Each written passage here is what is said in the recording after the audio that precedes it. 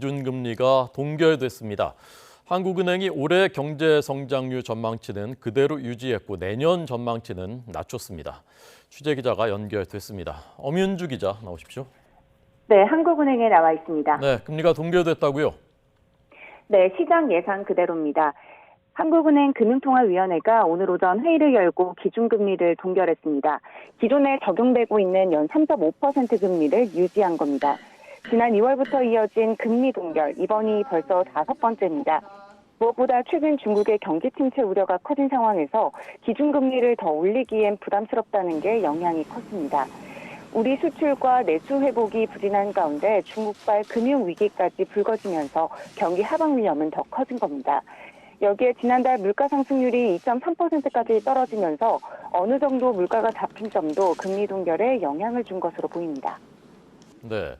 그렇지만 금리를 올리지 않음으로써 또 부담스러운 부분들도 있지 않습니까?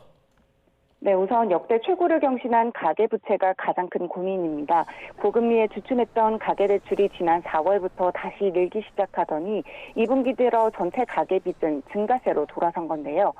여기에 최근 원달러 환율이 9개월 만에 최고치를 기록할 만큼 많이 올랐습니다. 중국 침체에 따른 위안화 약세에 원화값도 덩달아 떨어진 건데 앞으로가 더 문제입니다. 이와 함께 한미 금리 격차가 이미 역대 최대 수준으로 벌어진 상황에서 미국 연준이 한 차례 더 금리를 인상할 가능성도 있습니다.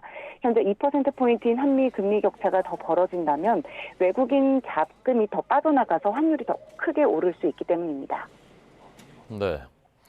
자, 이 부분에 대한 이창용 한은총재의 설명은 잠시 후에 저희가 들어보겠습니다. 올해 경제 성장률 전망치는 그대로 유지됐다고요? 네, 그렇습니다. 지난 5월에 발표했을 때와 마찬가지로 올해 성장률은 1.4%로 유지했습니다.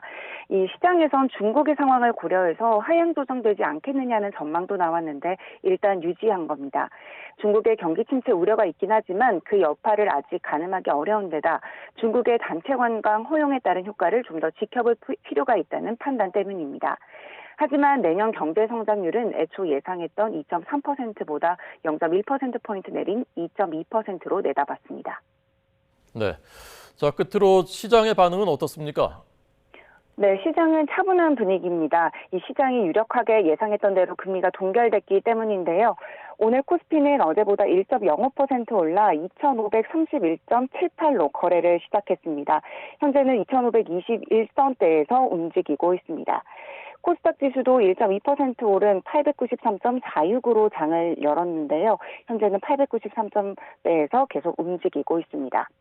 원달러 환율은 10.7원 내린 1,329원에 거래를 시작한 뒤 지금은 1,328.8원에 거래가 진행되고 있습니다. 지금까지 한국은행에서 YTN 엄민주입니다.